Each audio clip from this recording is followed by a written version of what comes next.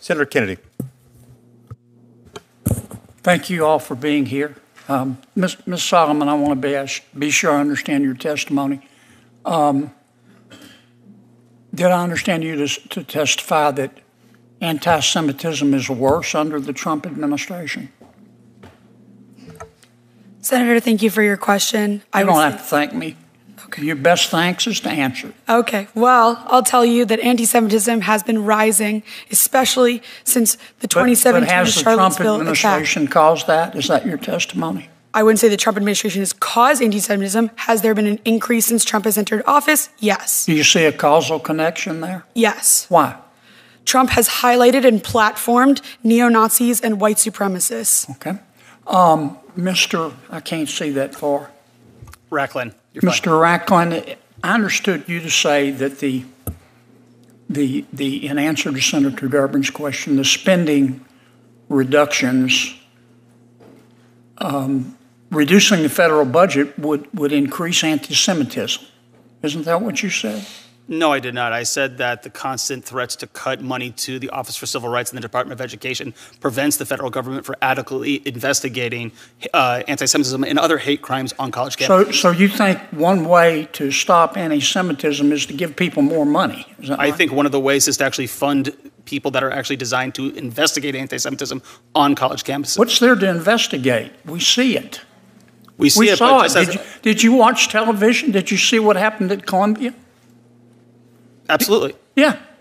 I mean, it was clear to me that the administration at Columbia and most members of the faculty believed passionately in diversity, equity, inclusion, and the right to hurt Jews. That's what I saw. Isn't that what you saw? I saw. Isn't that what you saw? I saw protesters against the war in Gaza and them using some anti-Semitic slogans and thoughts. I would say, however, that it's hard. I would say, isn't that however, what you're telling me? That's not what you saw. Now, don't get off the subject on me now. You're telling me that's not what you saw. I'm telling you that it is difficult for the federal government to adequately address the issue of anti-Semitism. Are you telling me the Columbia administration and the faculty was supportive of the Jewish community? I think that they are trying to find... You need to stop dipping into your ketamine stash. Into what? Excuse me? Now, if we're going to solve this problem, we need to talk about it. And it wasn't just at Columbia. It was at Berkeley. It was at UCLA. It was at Barnard. And Columbia has a history of discriminating against the Jewish people. They used to refuse to let Jewish students come to their university. Now, you can try to bubble wrap this, but that's what I saw. If you want to stop a lot of the anti-Semitism, maybe we need to stop teaching kids to be anti-Semitic. Sir, I would relish that opportunity. Let me ask you a question, Ms. Kohab. Did I say that right? Kohab. Do you think it's possible to feel compassion for the Palestinian people without hating Jews? Absolutely. Would you elaborate on that? Because it looks to me like many of our Ivy League universities, they weren't the only ones. Some universities handled it well.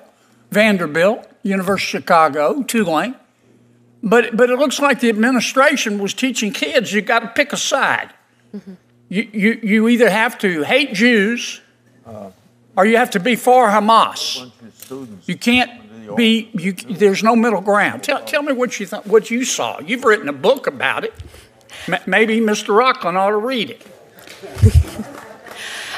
Just because we are testifying, I wrote a chapter in the anthology Young Zionist Voices about what's happening on college campuses, and my book is coming soon, so look out for that. Good plug, but so let me answer your question. Can you feel compassion for the Palestinian people and not hate Jews? Absolutely. I think that what I've seen on college campuses is a pushing of a Marxist framing of the way that you see the world. And this is not only in liberal studies departments. I've taken dance classes. I've taken creative writing classes where your final project is literally called the Political is personal. And what they're teaching you on college campuses is that the political is personal and that everything should be personalized. And there's a global north, a global south, a global right, and a global wrong. And the issue with college campuses and what's happening right now in the United States is that we're allowing ideology to drive violence. A society that says that you can commit violent acts based on your ideology because your ideology is correct is a society that's eroding. And that's what I see on college campuses. Now, you asked if I could feel Palestinian peoplehood, right? If I could feel compassion for the Palestinian people. Absolutely. And every night when I go to bed, yes, I pray for the Jewish people, but I also pray for the Palestinian people, for God to send them leaders that actually care more about their safety. Leaders that put their people's safety in order to propel an ideology at risk aren't leaders. If you look at Hamas, they tout what happened after October 7th up until this day as a victory. How can you lie in rubble after thousands of your people have died and call that a victory? So what I see that has to happen on college campuses is de-radicalization. Until you admit that there's a radical ideology happening on a college campus, you cannot fight it. You cannot fight it.